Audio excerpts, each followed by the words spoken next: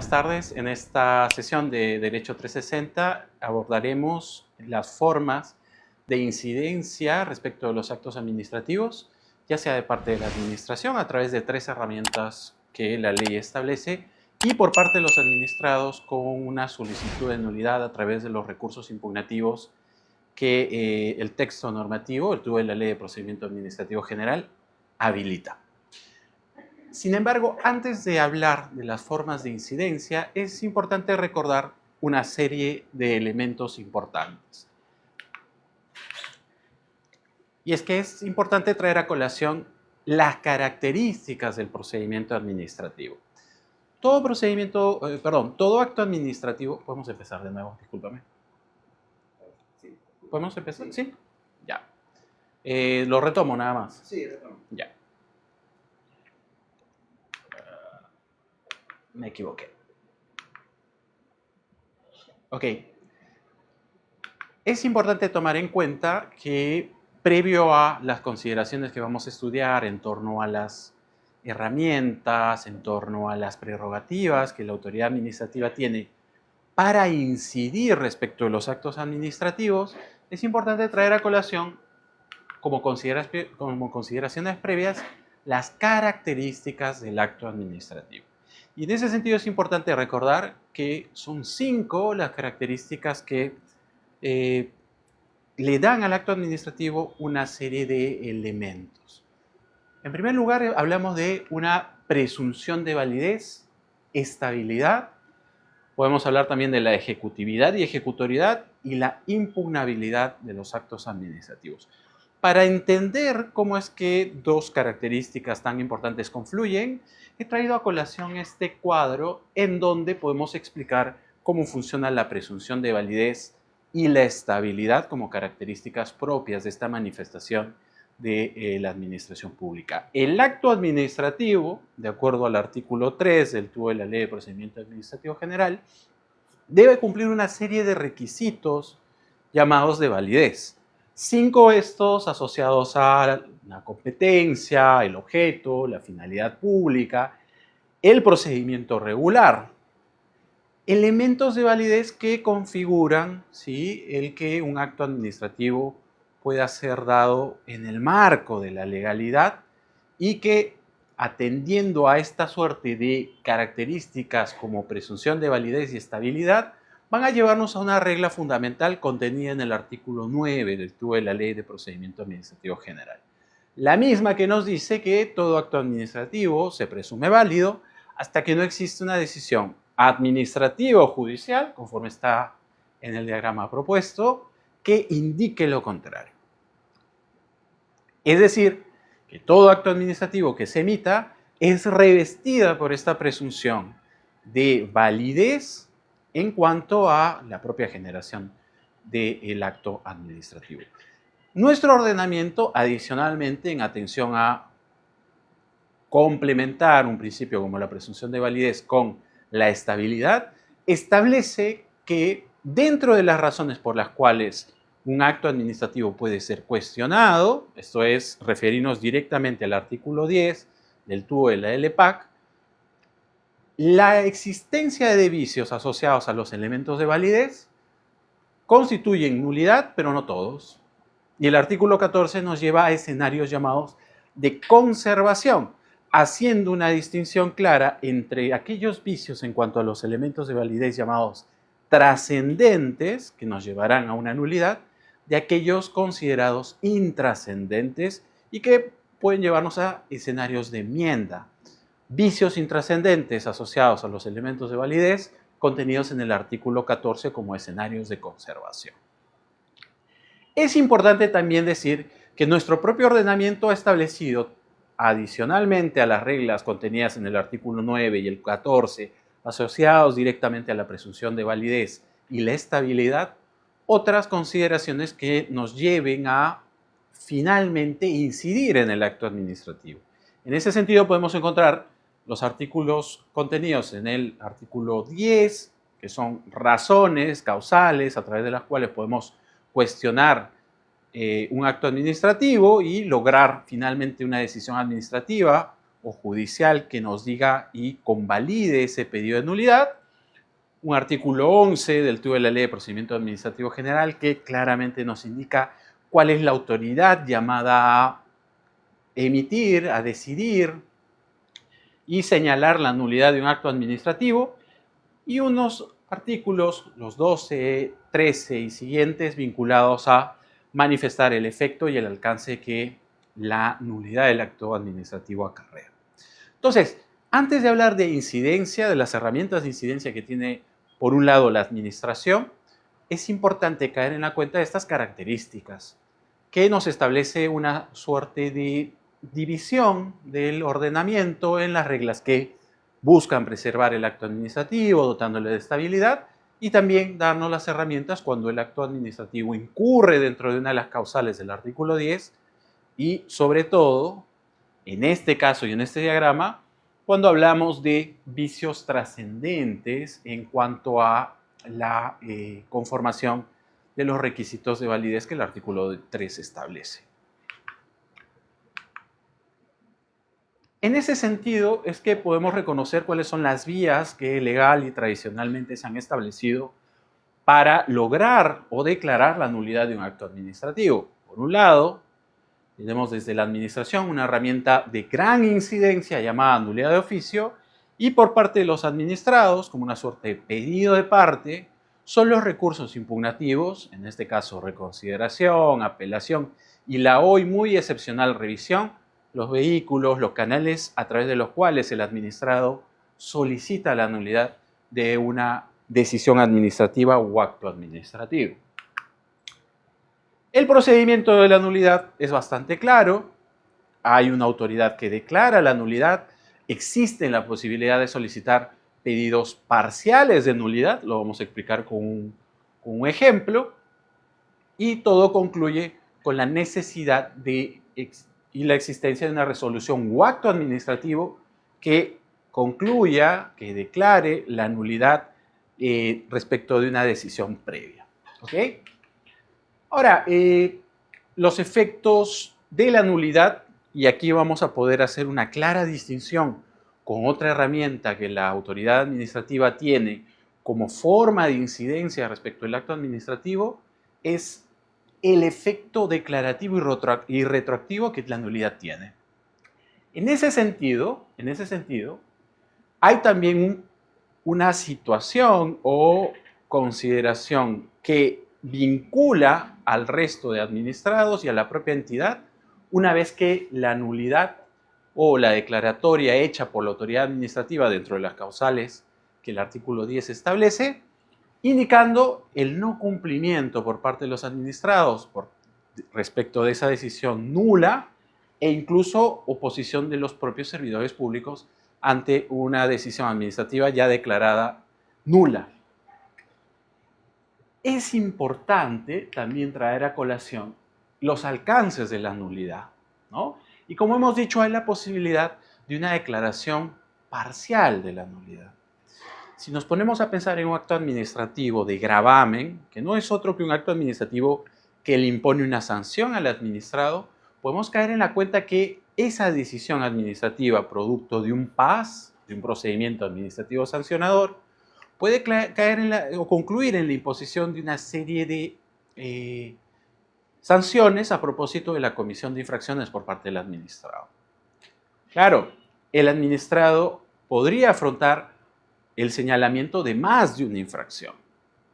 En ese sentido, puede el administrado, por un lado, una vez notificado con el acto administrativo que lo sanciona, reconocer que efectivamente 2 de las 3 sanciones han sido impuestas adecuadamente.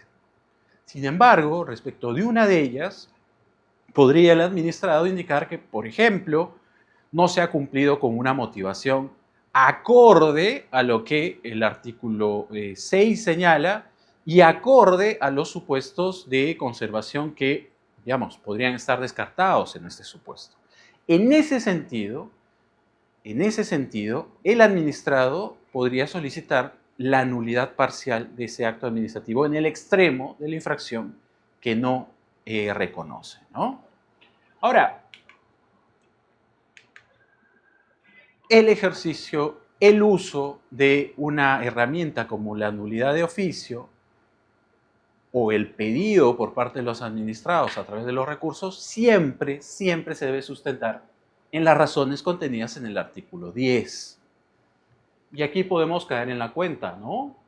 Una primera asociada a contravenir fuentes primarias reconocidas por el ordenamiento, todo aquello que es constitución, ley, reglamento, norma, y que a través del acto administrativo se contradiga el contenido de las mismas, es una razón suficiente para solicitar la nulidad. Una segunda causal en donde estamos hablando del defecto u omisión de elementos de validez, estos 5 que hemos referido en diapositivas anteriores, vinculadas a la competencia, al objeto, a la motivación, a la finalidad pública y al procedimiento regular, y que constituyan un vicio de naturaleza trascendente. Quiere decir que no estén en el artículo 14, en donde la norma nos presenta todos aquellos vicios considerados de no trascendencia y por ende puedan ser conservados esos actos administrativos y enmendados en el extremo que se considere.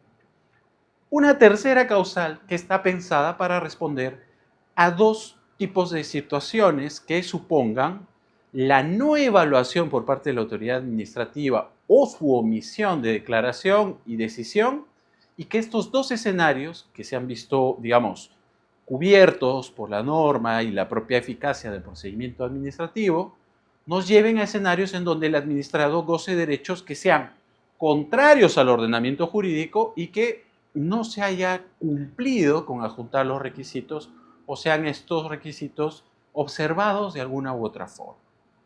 En ese sentido, es importante traer a colación y recordar que los procedimientos administrativos en su mayoría obedecen a 2 tipos, ¿no?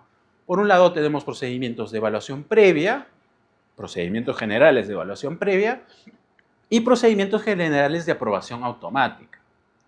La evaluación previa va a suponer que el administrado atraviese una serie de etapas en el procedimiento para generar la convicción en la autoridad administrativa de que efectivamente tiene, digamos, todas las condiciones para hacer uso del derecho que la autoridad le va a reconocer. Si pudiéramos poner un ejemplo, una licencia de conducir, producto de un procedimiento en donde hacemos una suerte de estudio, ¿no? Inicialmente de que esta persona cumpla con todos los estándares de salud necesarios para conducir un vehículo, vemos vista, vemos capacidades que se puedan reconocer, una suerte de perfil psicológico, para luego pasar una etapa en donde el administrado tendría que, digamos, acreditar el conocimiento de normas. Y una última en donde, in situ, desde una suerte de evaluación directa, podamos ver que en la conducción de un vehículo este sujeto cumple con tener todo el expertise necesario. Son una serie de etapas que el administrado debería afrontar para generar la convicción suficiente en la autoridad. A diferencia de lo que pasa en un DNI, donde hay un procedimiento llamado de aprobación automática, donde el administrado hace la presentación de una serie de requisitos que la autoridad administrativa, en atención a un principio de veracidad, asume como ciertos y que claramente va a suponer la recepción por parte de la autoridad, la verificación de los requisitos e inmediatamente la dación del acto correspondiente como una respuesta al procedimiento de aprobación automática. Esta causal está pasada justamente para procedimientos de aprobación automática, donde la autoridad administrativa solamente en atención del principio de veracidad reconoce los documentos presentados por el administrado y otorga el derecho. Circunstancia que está sujeta a algo llamado privilegio de control posterior, que es uno de los principios del procedimiento administrativo y que supone que de un grupo de solicitudes en el marco de los procedimientos de aprobación automática puedan estar sujetos a una evaluación aleatoria. O por denuncia, podría la propia autoridad administrativa activar la necesidad de supervisar y examinar si los documentos presentados en un procedimiento de aprobación automática se condicen con la verdad. Entonces, esta causal está pensada para esos procedimientos de aprobación automática en donde se puede haber generado un derecho respecto de un administrado, pero este ¿sí? es contrario al ordenamiento jurídico o estos requisitos presentados por el administrado, digamos, no se condice con justamente la verdad y justamente con acreditar a través de documentos idóneos ante la autoridad que se puede gozar con ese derecho. Eso por un lado. Ahora, en los procedimientos de evaluación previa, vemos que el resultado natural cuando existen omisiones por parte de la autoridad administrativa en resolver el mismo dentro del plazo legal establecido, abre la posibilidad de una figura, de una institución importante en el derecho administrativo, como viene a ser el silencio. Gracias al TUPA podemos darnos cuenta de qué procedimientos administrativos de evaluación previa están sujetos a un silencio administrativo negativo, que no es otra cosa que transcurrido el plazo establecido para un procedimiento, que puede ser, por ejemplo, queremos una licencia de funcionamiento, hay un plazo establecido legalmente, a través del cual la autoridad administrativa debe resolver la solicitud y llevar el procedimiento a lo largo de sus etapas en un plazo máximo de 7 días hábiles, ¿no? Pasados los 7 días hábiles, si no existe una respuesta por parte de la autoridad administrativa, el propio TUPA de la entidad nos dirá qué tipo de silencio se debe aplicar. Si este silencio es negativo, la respuesta automática que el ordenamiento da en la regulación es que el administrado entiende como denegada su solicitud. Si bien el silencio administrativo negativo no hace que la decisión administrativa por parte de la autoridad no se deba emitir, porque en silencio administrativo negativo, el administrado, concluido el plazo, vive en la disyuntiva de si presentar el recurso impugnativo correspondiente, conforme lo establece el propio ordenamiento, o esperar a que la autoridad administrativa cumpla con, digamos, emitir la decisión que todavía está por esperarse. Esa circunstancia es bastante clara y, naturalmente, si el silencio como institución supondría otra sesión similar. Pero pongámonos en el ejemplo y en el supuesto del silencio administrativo positivo. Tenemos el mismo procedimiento, sujeto a un plazo de 7 días hábiles, y el administrado, concluidos los 7 días hábiles, sin la decisión administrativa y sin existir los supuestos que la norma establece para dejar de hacer el cómputo necesario en el caso del silencio positivo, ve el administrado, en base al silencio, aprobada su solicitud. Claro, la propia norma nos establece una serie de caminos para poder acreditar adecuadamente esta circunstancia que no requeriría más que el propio entendimiento del administrado y la comunicación que corresponda. Sin embargo, como hemos visto, o como veremos en la norma, hay la posibilidad de presentar una declaración jurada y ante la negativa de la autoridad de recibir la declaración jurada, podemos recurrir al conducto notarial. Pero claro, en ese escenario, el administrado ve satisfecho el procedimiento con esta suerte de acto administrativo ficto llamado silencio positivo. Silencio positivo que no es razón suficiente para emitir, por ejemplo, actos administrativos contrarios al ordenamiento y que claramente por silencio podrían suponer la dación de un derecho que no corresponde.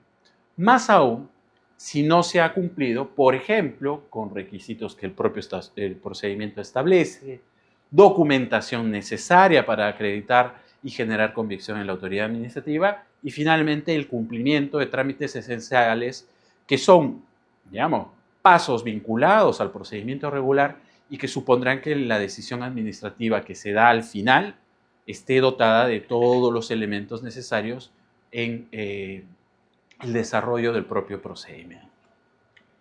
Finalmente, tenemos una causal vinculada a los actos administrativos que han sido generados constituyendo una infracción penal.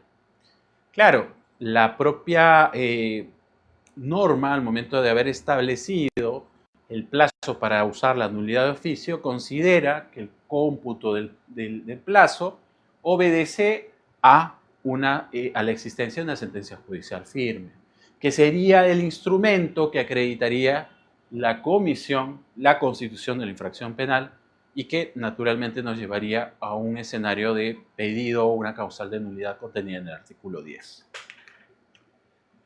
Gracias al texto del profesor Morón Urbina, podemos reconocer cuáles son estos vicios llamados o que califican con trascendencia, ¿no? El profesor nos ha hecho una suerte de identificación de vicios asociados a la competencia, que son un listado bastante largo, vicios vinculados al objeto contenido, dotados de trascendencia, en la motivación, en la finalidad percibida por el acto, que puede traerse o vincularse con la finalidad pública como elemento de validez, vicios en la regularidad o del procedimiento regular. Y claro, todos estos vicios califican como vicios trascendentes. Ahora, la identificación del vicio respecto al elemento de validez y su indicación en cuanto a trascendencia e intrascendencia obedece a cada caso concreto. Si bien gracias a la doctrina podemos hacer un reconocimiento y señalamiento de cuáles son estos vicios llamados trascendentes, vamos a ver que en la calificación que la norma hace en el artículo 14 nos lleva a ciertos vicios que deben ser evaluados en tanto a su gravedad en cada caso en concreto. Es importante también traer a colación, y pongo un ejemplo vinculado a la motivación, de otras fuentes del derecho que nos permitan, de forma concordada e integrada, identificar adecuadamente cuándo es que el vicio de motivación resulta trascendente, acarreando nulidad, o cuándo es que podríamos estar ante un escenario de motivación insuficiente o parcial. Ha sido gracias a al desarrollo de jurisprudencia, ya sea el Tribunal Constitucional o propiamente del Poder Judicial, que podemos reconocer en qué escenarios de deficiencia o de problemas con la motivación nos encontramos. Dado que el artículo 14 habla de la conservación, pero nos señala, por ejemplo, como vicios no trascendentes, actos de contenido impreciso o incongruentes con las cuestiones surgidas de la motivación insuficiente o parcial, infracción a las formalidades no esenciales del procedimiento, que tengan el mismo contenido de no haberse producido un vicio, y emitidos con omisión de documentación no esencial. Aquí el gran problema es identificar, en el caso en concreto, cuál es el problema con la motivación.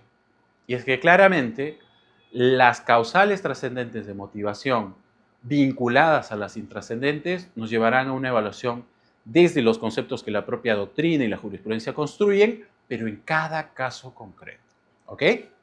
Ahora, es importante señalar que en los escenarios de conservación será emitido una suerte de acto de enmienda que lo que debe hacer es una receta, seguir los mismos mecanismos de notificación y claramente de publicación, de ser el caso. Esta facultad de enmendar la mantiene el funcionario gestor del acto administrativo que se corrige, y claramente el acto de enmienda podemos decir que tiene eficacia anticipada porque se adhiere al acto administrativo originario constituyendo uno solo luego de la enmienda. ¿Sí? Claramente la nulidad está vinculada a vicios de orden trascendente, como por su lado la conservación nos llevará a vicios intrascendentes contenidos en el artículo 14. Dicho esto, es importante ahora reconocer las herramientas que tiene la administración pública para incidir, revisar los actos administrativos. Vamos a ver una suerte de espectro, ¿sí?, en el cual tenemos una herramienta de poca incidencia. En este caso, estas tres, una de poca incidencia llamada rectificación de errores y dos que sí tienen una incidencia total, tienen un efecto en el acto administrativo, dejando que o incidiendo en la naturaleza y en la existencia del acto administrativo, como vienen a ser la nulidad de oficio y la revocación. La rectificación de errores es una herramienta que procede en casos de corrección aritmética, numérica, digamos, errores de orden material que supongan que de oficio o a pedido de parte se corrija el extremo de una resolución o decisión administrativa. La regla importante aquí en esta herramienta es que la rectificación de errores no puede alterar la sustancia del contenido del acto administrativo ni el sentido original de la decisión. Es importantísimo ello porque si no, la figura no podría ser utilizada. Ahora, claramente es importante señalar que la rectificación de errores debe hacerse a través de una manifestación de la administración de la misma especie. Quiere decir, rectifico un acto administrativo a través de otro acto administrativo. No lo puedo hacer a través de otra manifestación, como un acto de administración interna o un reglamento, sino que tiene que obedecer a la misma especie o manifestación acto administrativo. El acto de enmienda, como ya hemos dicho, se adhiere al acto administrativo originario a través de una suerte de efecto anticipado, debe seguir las mismas formalidades que el acto administrativo que se emitió y la labor del funcionario que emitió el acto administrativo que se debe corregir es realizar la misma corrección a través de este acto llamado de enmienda. La nulidad de oficio, herramienta importante por parte de la administración, obedece a una serie de condiciones para su invalidación, para la invalidación que a través de esta herramienta se debe hacer. Por un lado, la existencia del acto administrativo emitido, y aquí resulta irrelevante si es que éste cobra firmeza o no. La causa siempre obedecer a aquella contenida en el artículo 10 y claramente un elemento de comprobación en cuanto a que la decisión administrativa que se declara nula, si ésta subsistiera, agravia el ordenamiento, el interés público o lesiona derechos fundamentales. ¿Cuáles son las causales o razones por las cuales la autoridad administrativa usa la nulidad de oficio? Únicamente las 4 que ya hemos referido y que corresponden al artículo 10 del TUE de la Ley de Procedimiento Administrativo General. ¿Cuáles son las características que esta prerrogativa tiene? Bueno, en primer lugar, ¿cuál es la autoridad que lo declara? Y en este escenario es el superior jerárquico de aquel funcionario que emitió la decisión administrativa quien debe señalar o declarar la nulidad de oficio. Si es que el procedimiento administrativo es de única instancia y no hay un superior jerárquico, tendrá que ser el mismo órgano emisor. El alcance, hemos dicho, la nulidad puede tener un alcance total respecto de la decisión administrativa o parcial, en el extremo que se considere se vulnera o se incurre dentro de una de las causales establecidas en el artículo 10. ¿Es un resultado intrínseco del uso de una nulidad de oficio? El señalamiento, la existencia de responsabilidad funcional respecto del órgano emisor, dado que la decisión claramente se encuentra o reñida del ordenamiento o en el escenario de un vicio trascendente o en los escenarios de aprobación automática o silencio positivo o en la comisión de un delito, ¿no? El efecto es importante sí señalarlo porque a partir de este también podemos hacer una clara diferencia con la revocación. El efecto de la declaratoria de nulidad de oficio es una suerte de eficacia anticipada, un efecto retroactivo al momento en que el acto administrativo nació. Y es que claramente la nulidad de oficio busca golpear ese acto administrativo que en su conformación, en su origen, está o incurre dentro de las causales del artículo 10. No todos los órganos administrativos dentro de las entidades públicas obedecen a órganos unipersonales, quiere decir conformadas, representadas por una sola persona. Podemos reconocer que en escenarios en donde, por ejemplo, hablamos de un consejo, hablamos de un tribunal administrativo, hay la existencia de más de una persona, son los llamados órganos colegiados. En esos escenarios hay una suerte de formalidad necesaria para el uso de la herramienta de nulidad de oficio que viene a ser la unanimidad. Es interesante también señalar que el uso de las herramientas por parte de la administración, como cualquier otra decisión de oficio, requiere la notificación al administrado que va a verse afectado por la decisión. En ese escenario es que podemos ver que existe un procedimiento para la anulación, ¿sí? Y eso claramente nos lleva a la necesidad de que exista un espacio en el cual el administrado, que se va a ver afectado ya sea por una declaración de nulidad o, como veremos más adelante, un escenario de revocación, pueda conocer previamente y defender o alcanzar los descargos correspondientes a la autoridad administrativa, ya sea defendiendo el acto administrativo que se pretende anular o, de ser el caso, explicando en el escenario de la revocación ciertas circunstancias que la autoridad no está cumpliendo para declarar la revocatoria. Ya antes del feriado de 1 de mayo hemos podido recibir un nuevo decreto supremo, el 006-2026 a través del cual se aprueba el tubo de la Ley de Procedimiento Administrativo General, que cohesiona todas las modificaciones hechas al cuerpo de la norma.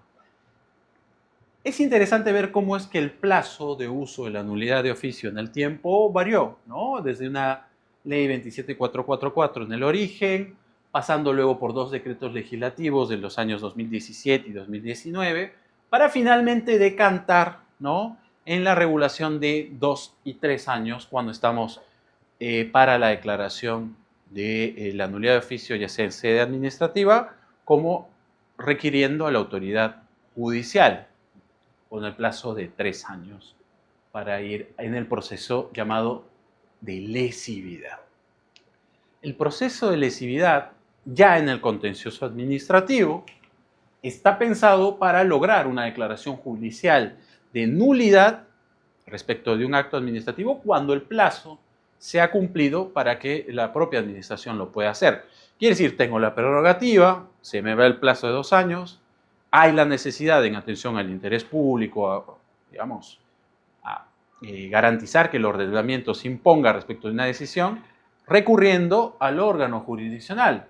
Entonces, es la propia administración quien recurre al Poder Judicial en atención al interés público para que se declaren nulas una serie de actuaciones. La responsabilidad funcional no decae incluso en este proceso.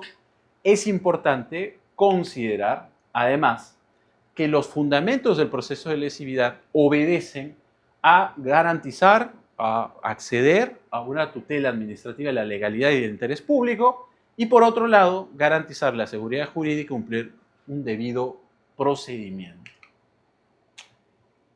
Aquí traemos a colación el artículo 13 del TUE de la Ley de Proceso Contencioso Administrativo, en donde se reconoce la legitimidad para obrar activa de toda entidad pública que ha visto decaído el tiempo en el cual puede hacer uso de la nulidad de oficio como herramienta para declarar la nulidad de actos administrativos que incurran en el artículo 10 del TUE de la Ley de Procedimiento Administrativo General. Y claro, dentro de las condiciones, la entidad administrativa plantea una pretensión de nulidad contra una actuación administrativa que supone un agravio al interés público y a la legalidad. Y por otro lado, hay la necesidad de generar una acreditación de que el plazo para usar la herramienta nulidad de oficio ha decaído. Entonces, es una entidad pública quien ante el Poder Judicial solicita que éste declare la nulidad de oficio acreditando una serie de elementos, por ejemplo, haber incurrido dentro de las causales del artículo 10 y garantizar que este acto administrativo es contrario al interés público y la legalidad.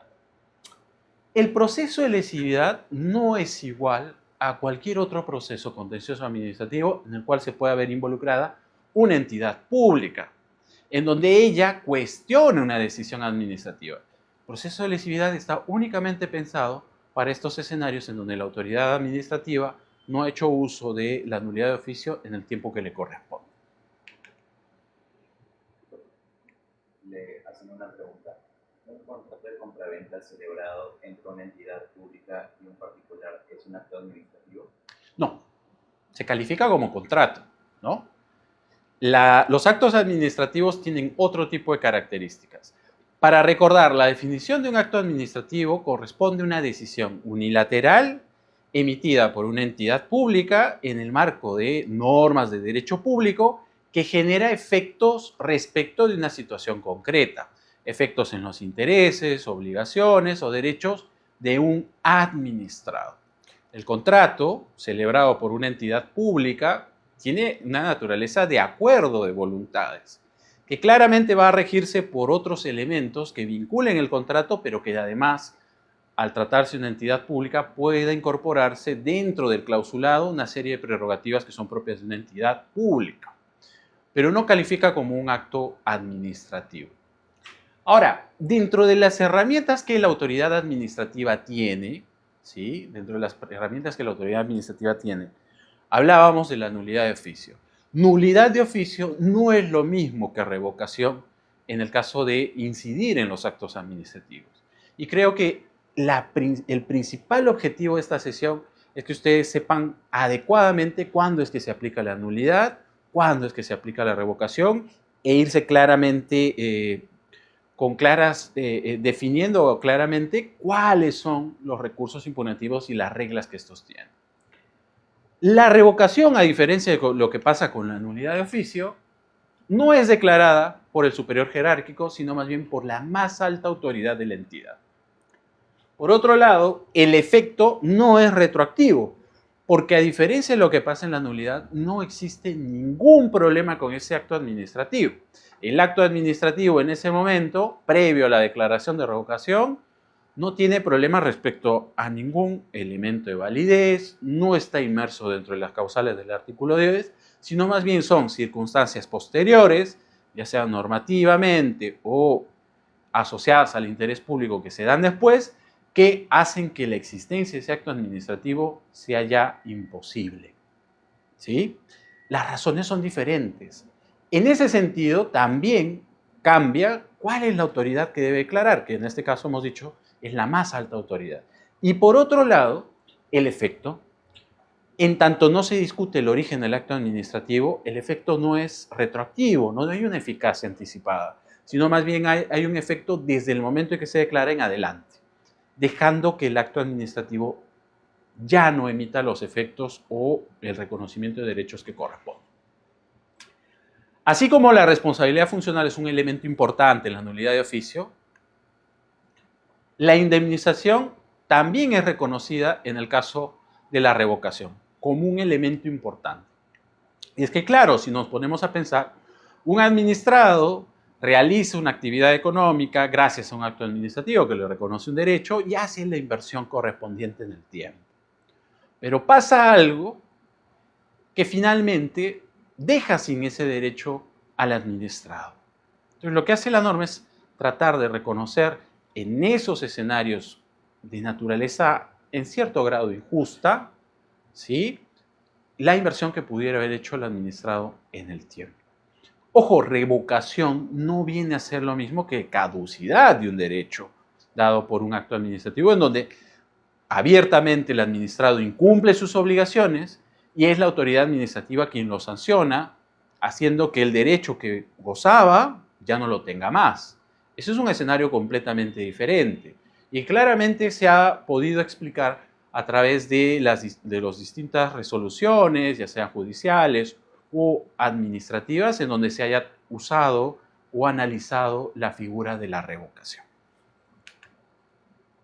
Las causales o razones para la revocación no obedecen a mera conveniencia de la autoridad administrativa, sino son más bien un cambio de circunstancias externas que supongan la desaparición de las condiciones exigidas legalmente, o un cambio en la normativa que haga ilegal la existencia del acto administrativo, pero de forma sobreviniente. Un segundo escenario que obedece a la aparición de elementos de juicio. Vamos a explicar la primera, la tercera razón a través de un caso o dos que he traído para esta sesión. En primer lugar, por ejemplo, un caso que siempre utilizo para explicar la primera razón que está vinculada a un cambio de circunstancias que supongan la desaparición de condiciones exigidas legalmente, viene a ser el caso de desarrollo metropolitano. Aquí, digamos, podemos identificar la preexistencia de una serie de licencias de transporte que cumplían la ruta que posteriormente, si viajamos un poco al pasado, bajamos en el tiempo, ¿sí?, hay una serie de condiciones que se han dado en la realidad, que son licencias de transporte que cubren una ruta, Pero surge un proyecto como el Metropolitano, lo cual supuso que en atención a ese proyecto se asumieran una serie de compromisos, por ejemplo uno de no competencia, que garantizara la naturaleza del proyecto y su correcto desarrollo. En ese sentido, la autoridad decidió, en algunos casos, revocar esos actos administrativos o licencias de transporte a través, de forma muy adecuada, otros actos administrativos. Porque así como pasa en la nulidad de oficio, en la revocación, si uno pretende revocar, debe hacerlo a través de otro acto administrativo. Entonces, esta circunstancia de desarrollo del proyecto generó la necesidad de incidencia respecto de actos administrativos preexistentes. Ahora, para explicar otra situación o condición o razón para llevar a la revocación, he traído esta resolución, la 1535-2010 de Indecopi, un caso llamado Turismo Guaral, que si bien es algo antigua, resulta una circunstancia en donde una institución del derecho administrativo fue primero atendida, analizada, reflexionada a través de este organismo técnico especializado, previo incluso a que el Tribunal Constitucional lo hiciera a través de una sentencia que posteriormente tomó la frase acuñada por esta resolución llamada revocación indirecta, la cual es un tipo de revocación proscrita por nuestro procedimiento, por nuestro ordenamiento, que no ha seguido el procedimiento correspondiente. Gracias a esta resolución se acuñó la revocación indirecta como un término proscrito, se aclararon las condiciones de la revocación, se explicó la gran diferencia de caducidad de derecho con revocación del acto administrativo y la necesidad de que para utilizar las herramientas de incidencia hace siempre necesario que la autoridad administrativa use el acto administrativo como herramienta de incidencia. Quiere decir, actos administrativos se declaran nulos, se revocan a través de otros actos administrativos. Y es que en el caso concreto, la variación de las condiciones para que Turismo Guaral pudiera realizar su actividad económica a través de ordenanzas supuso que se hiciera una clara incidencia en el derecho reconocido a esta empresa de turismo, ¿no? Empresa de turismo que vio revocado su derecho a través de una ordenanza municipal y que claramente no supuso el que la autoridad administrativa utilizara un mecanismo adecuado para la incidencia. Aquí existen una serie de elementos que evaluó Indecopi, la anulación y recorte de los derechos reconocidos al administrado, que son parte del uso de esta herramienta, la inobservancia del procedimiento establecido legalmente, toda vez que la revocación obedece una suerte de receta que se debe cumplir para que la revocación pueda darse de la forma procedimental correcta, pero además la revocación a través de vías que no han sido previstas legalmente. En este caso había un claro error en revocar a través de ordenanza. Probablemente lo que se buscó esa entidad o entidad administrativa o institución pública fue dotar de fuerza vinculante, darle un alcance general si se hablaban de más de una licencia como una decisión administrativa y por ende se optó por esta herramienta y no más bien por usar actos administrativos que explicaran o incidieran como elementos de revocación. Y aquí he traído un cuadro en donde se pueden advertir las diferencias entre una herramienta y otra. En el caso de la nulidad de oficio, las razones obedecen a causales del artículo 10 del tubo de la LPAC. En el caso de la revocación, hay condiciones o elementos de interés público que hacen que las condiciones que habilitaron ese acto administrativo no existan más. No hay oportunidad ni mera conveniencia de la autoridad administrativa para declarar las revocaciones. Estas deben ser explicadas en atención a los escenarios que hemos podido advertir y señalar diapositivas anteriores. Ahora, la figura, en el caso de la nulidad de oficio, que declara esta es el superior jerárquico. Si no existe este, es el propio órgano emisor de la decisión viciada. En el caso de la revocación, hablamos de la más alta autoridad. El efecto también nos lleva a diferenciar una herramienta de otra. Hablamos de un efecto retroactivo en el caso de la nulidad de oficio y uno de ultraactivo cuando se habla de la revocación. Hay un plazo que está señalado en la nulidad de oficio de 2 años y de 3. En el caso del colegiado, recordar la formalidad de la unanimidad. No hay un plazo en el caso de la revocación. Se busca que se atienda el interés público dentro de una suerte de periodo razonable. Y otras consideraciones asociadas a cada figura tenemos en el caso de la nulidad de oficio, la responsabilidad funcional y la indemnización cuando hablamos de una revocación. Y claro, estas han sido las herramientas que desde la administración pública se pueden utilizar para incidir respecto de los actos administrativos. Ahora veamos cuáles son las herramientas que el administrador tiene para canalizar sus pedidos de nulidad. Y en ese sentido, nuevamente, hay que caer en una serie de consideraciones previas. Son, digamos, y es un elemento característico de los actos administrativos la impugnabilidad. La impugnabilidad claramente nos dice que todo acto administrativo que nos genere una suerte de efecto contrario a nuestros derechos, que nos produzca algún tipo de lesión, puede ser cuestionado a través de los recursos correspondientes. Y aquí sí es importante traer a colación un elemento llamado oportunidad de impugnar los actos administrativos. En los procedimientos de evaluación previa es posible reconocer actos administrativos llamados de trámite, ¿no? Son actos que podríamos llamar preparatorios, tomados por la autoridad administrativa y que nos llevan hasta un acto administrativo llamado definitivo, que cierra una instancia del procedimiento. No es necesariamente un acto definitivo uno que causa estado o agota la vía administrativa. El acto administrativo definitivo es aquel que cierra una instancia del procedimiento, ¿no? Es ese acto administrativo final del procedimiento que podría darnos un derecho, podría imponernos una multa, dependiendo.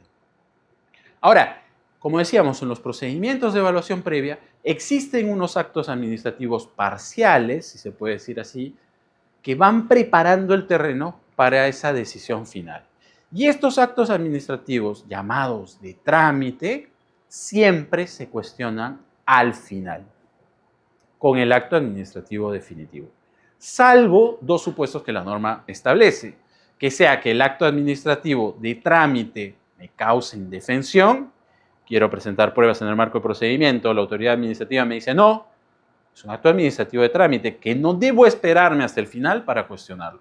Y otros que cierren una etapa del procedimiento. Esos actos administrativos llamados de trámite se cuestionan, la oportunidad para cuestionarlos es en el momento. Si no, son cuestionados con el acto administrativo definitivo, que no es otro que cierra una etapa del procedimiento, una instancia del procedimiento, y que es oportunidad para cuestionar los actos administrativos de trámite. Dicho esto, hecha el reconocimiento de la tipología de los actos administrativos, vemos que existen recursos administrativos. Y los recursos administrativos obedecen una serie de reglas, ¿no? Por ejemplo, una de ellas, muy importante, es que los recursos impugnativos se ejercitan por una sola vez en cada procedimiento. En segundo lugar, procede a interponerlos cuando los actos violan, desconocen o lesionan un derecho o interés legítimo. Es importante que el recurso señale precisamente cuál es esa decisión administrativa que se impugna.